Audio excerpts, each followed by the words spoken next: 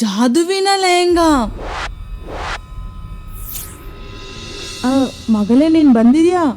ಅರೆ ಇಲ್ಲ ಅಮ್ಮ, ದಾರಿಯಲ್ಲಿದ್ದೀನಿ. ಯಾವಾಗ್ಲೂ ಮಜಾಕ್ ಮಾಡ್ತಾನೆ ಇರ್ತಾಳೆ. ಅರೆ ಇವಾಗಂತೂ ದೊಡ್ಡವಳಾಗು. ತವರೂರಲ್ಲಿ ನಿನ್ನ ಕೆಲ್ಸ ಹೇಗ್ ಮಾಡ್ತೀಯಾ? ಅರೆ ಅಮ್ಮ, ಇನ್ನು ಬಹಳ ಸಮಯವಿದೆ. ಯಾವಾಗ ಆಗುತ್ತೆ ಅವಾಗ ನೋಡಕ್ಕೆ ಬರುತ್ತೆ. ಇಲ್ಲ, ಯಾವ ಸಮಯವೂ ಇಲ್ಲ ಇವಾಗ. ಅಂದ್ರೆ ಅರ್ಥ? ಆದರೆ ಅರ್ಥ, ನಿನ್ನೆ ನಿಮ್ಮ ಚಿಕ್ಕಪ್ಪ ಅವರು ಒಳ್ಳೆನೆ ಸಂಬಂಧ ತಂದಿದ್ದರು. ನಿಮ್ಮ ಅಪ್ಪನಿಗೆ ಮತ್ತು ನನಗಂತೂ ಬಹಳನೇ ಇಷ್ಟವಾಗಿದೆ ಆ ಸಂಬಂಧ. ಅಮ್ಮ, ನೀನ್ ಇದು ಹೇಳ್ತಾ ಇದೀಯಾ? ನಾನು ಈ ವಯಸ್ಸಿನಲ್ಲಿ ಮದ್ವೆ ಮಾಡ್ಕೋಬೇಕಾ? ಈ ವಯಸ್ಸಿನಲ್ಲಿ ಏನಾಗುತ್ತೆ? ಅರೆ ನೀನು ಪೂರ್ತಿ 20 ವರ್ಷಗಳಾಗಿದೀಯಾ. ಮತ್ತೆ ಇವಾಗ ನಿನ್ನ ಮದ್ವೆ ವಯಸ್ಸು ಕೂಡ ಆಗಿದೆ. ಆದರೆ ಅಮ್ಮ, ಇವಾಗಂತೂ ನನಗೆ ಇನ್ನೂ ಓದುವುದಿದೆ. ನನಗೆ ಯಾವ ಮದ್ವೆ ಗಿದ್ವೆ ಮಾಡ್ಕೋದಿಲ್ಲ. ಅರೆ ಮದ್ವೆ ನಂತರ ಕೂಡ ಓದಬಹುದು. ನನ್ನ ಮಗಳೇ, ನಡಿ ಇವಾಗ ಮದ್ವೆಗೆ ಒಪ್ಪಿಕೋ. ನಾಳೆ ಹುಡುಗರ ಮನೆಯವರು ಬರ್ತಾ ಇದ್ದಾರೆ. ಅಂದ್ರೆ ನೀವು ನನಗೆ ಕೇಳದೇನೆ ಹುಡುಗನವರಿಗೆ ಕರೆದೀರಾ? ಅರೆ ನನಗೆ ಗೊತ್ತಿತ್ತು ನನ್ನ ರಾಣಿ ಮಗಳು ಮದ್ವೆಗೆ ಒಪ್ಪಿಕೊಂತಾಳ ಅಂತ.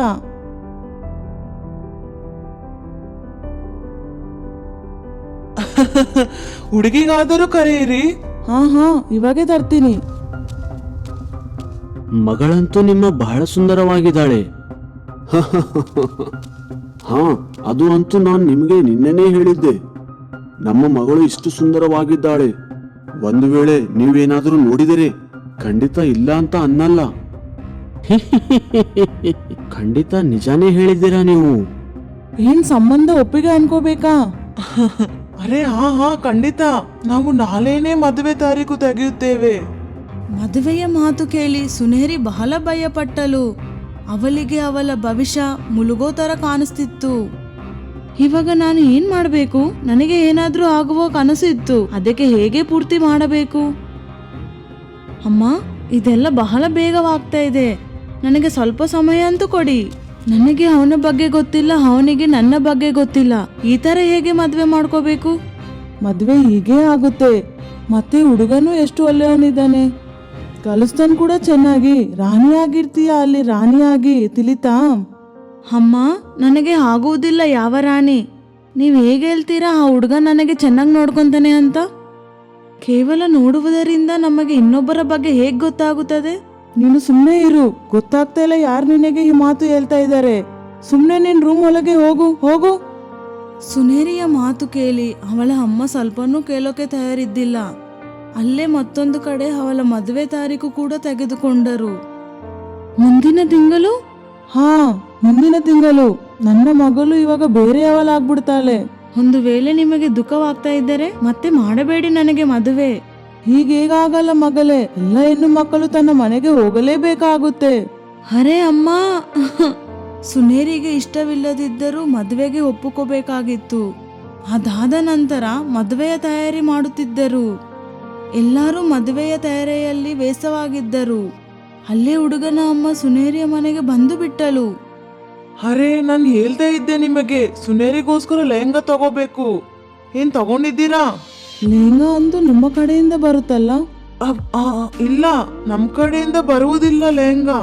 ಅರೆ ಇವಾಗ ಮದುವೆಯಲ್ಲಿ ಕೂಡ ಬಹಳ ಕಡಿಮೆ ದಿವಸವಿದೆ. ಒಂದು ವೇಳೆ ನೀವು ಮೊದಲೇ ಹೇಳಿದ್ದರೆ ನಾವು ಲೆಹಂಗಾ ತರುತ್ತಿದ್ವಲ್ಲ. ಇವಾಗ ತಗೊಂಡ್ ಬರ್ರಿ ಅಲ್ಲ. ಅಮ್ಮ, ಇವಳು ಎಷ್ಟು ಗರ್ವದಿಂದ ಇದ್ದಾಳೆ ನೋಡಿದ್ದೀರಾ ನೀವು? ಎಷ್ಟು ಗರ್ವದಿಂದ ಹೋದಳು ಇಲ್ಲಿಂದ. ನೀವು ಇಂಥ ಮನೆಯಲ್ಲಿ ಸಂಬಂಧ ಮಾಡ್ಬೇಕಂತ ಇದ್ದೀರಾ ನನ್ನದು? ಇಲ್ಲ, ಆ ತರ ಏನಿಲ್ಲ.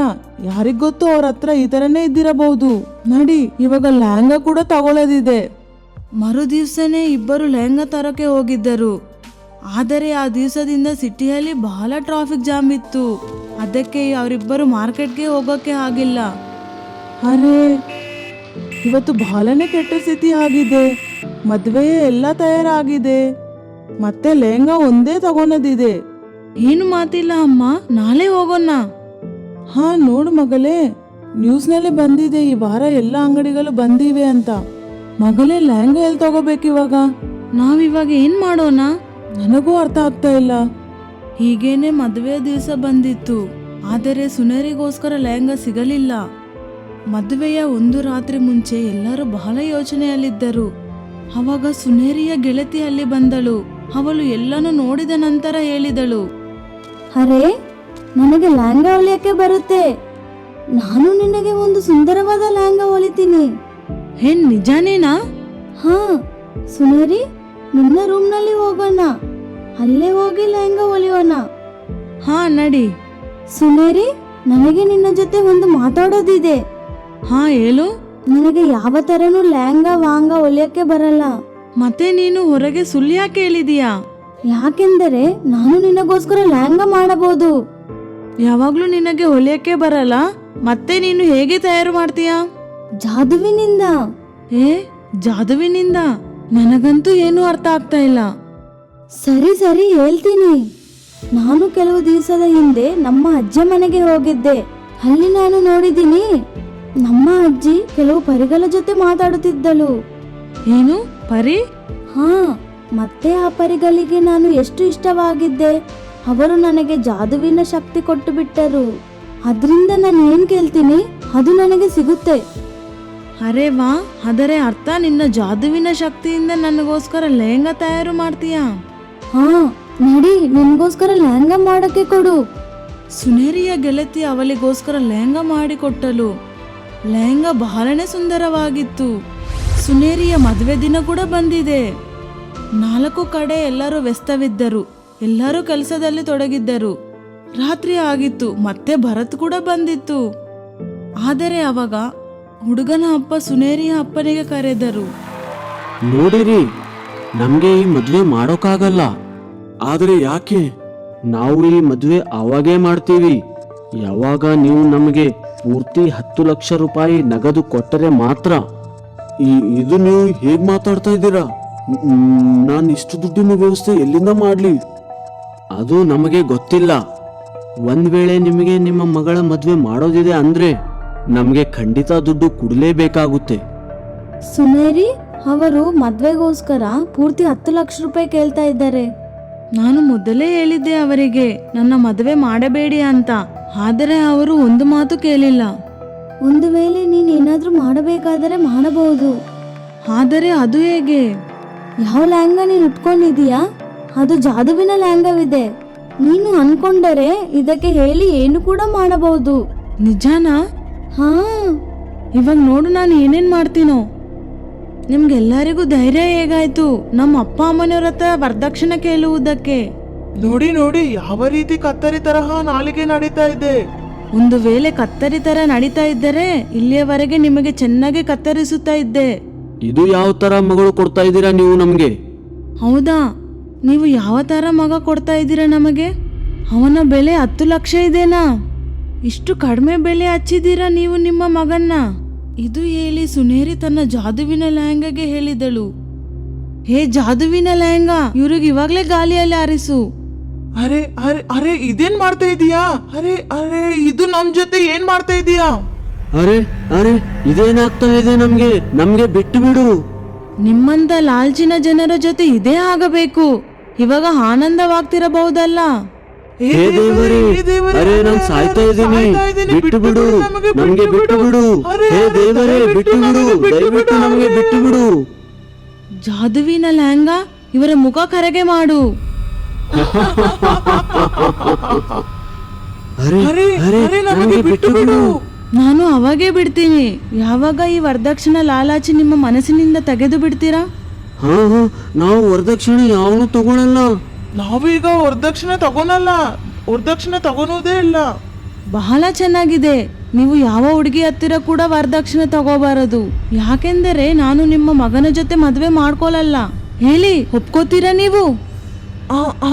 ನಾವು ಹಾ, ಮತ್ತೆ ಯಾವ ನಾವು ಹುಡುಗಿ ಮತ್ತೆ ಯಾವ ಹುಡುಗಿ ಹತ್ತಿರ ಕೂಡ ವರದಕ್ಷಿಣೆ ತಗೊಳಲ್ಲ. ಸರಿ, ಇವಾಗಾದರೂ ಕೆಳಗೆ ಇಳಿಸು. ಸರಿ, ಜಾದುವಿನ ಲೆಹಂಗಾ ಇವರಿಗೆ ಕೆಳಗಡೆ ಇಳಿಸು. ಅರೆ ಅರೆ, ಓಡು ಓಡಿ ಇಲ್ಲಿಂದ. ಇಲ್ಲಿಂದ. ಅರೆ ಓಡು ಓಡಿ ಓಡು ಇಲ್ಲಿಂದ. ಓಡು. ಜೀವ ಉಳಿದರೆ ಜೀವ ಉಳಿದರೆ ಲಕ್ಷ ರೂಪಾಯಿ ಗಳಿಸಬಹುದು. ಓಡು ಓಡಿ, ಓಡಿ. ಓಡು ಓಡು. ಇಬ್ಬರು ಓಡಿ ಹೋಗಿದ ನಂತರ ಸುನೇರಿ ತನ್ನ ಅಪ್ಪ ಅಮ್ಮನಿಗೆ ತನ್ನ ಜಾದುವಿನ ಲೆಹಂಗಾ ಬಗ್ಗೆ ಎಲ್ಲವನ್ನೂ ಹೇಳಿದಳು. ಎಲ್ಲ ಸಂಬಂಧಿಕರು ಸುನೇರಿಯ ಧೈರ್ಯಕ್ಕೆ ಎಲ್ಲರೂ ಮೆಚ್ಚಿಕೊಂಡರು. ಹೀಗೆಯೇ ಕೆಲವು ದಿನಗಳು ಕಳೆದವು. ಸುನೇರಿ ಇವಾಗ ತನ್ನ ಓದುವುದು ಮತ್ತೆ ತನ್ನ ಭವಿಷ್ಯ ಕಡೆ ದುಡಿಯುತ್ತಿದ್ದಳು. ಮತ್ತೆ ಅವಳ ಅಪ್ಪ ಅಮ್ಮ ಅವರು ಕೂಡ ಅವಳ ಮದ್ವೆ ಮಾಡುವ ಆಸೆ ಕೂಡ ಬಿಟ್ಟು ಬಿಟ್ಟರು. ಮತ್ತೆ ಜೊತೆಗೆ ಎಲ್ಲರೂ ಖುಷಿ ಖುಷಿ ಇರುತ್ತಿದ್ದರು. ಮತ್ತೆ ಗೆಳೆಯರೆ, ಈ ಕಥೆಯಿಂದ ನಮಗೆ ಯಾವ ತರ ಶಿಕ್ಷೆ ಸಿಗುತ್ತಂದರೆ, ವರದಕ್ಷಿಣೆ ತಗೊಳ್ಳುವುದು ಮತ್ತೆ ಕೊಡುವುದು ಎರಡೂ ತಪ್ಪೇ ಇದೆ. ನಮಗೆ ದುಡ್ಡಿಗೆ ಇಲ್ಲ, ಸಂಬಂಧಕ್ಕೆ ಮಹತ್ವ ಕೊಡಬೇಕಾಗುತ್ತೆ.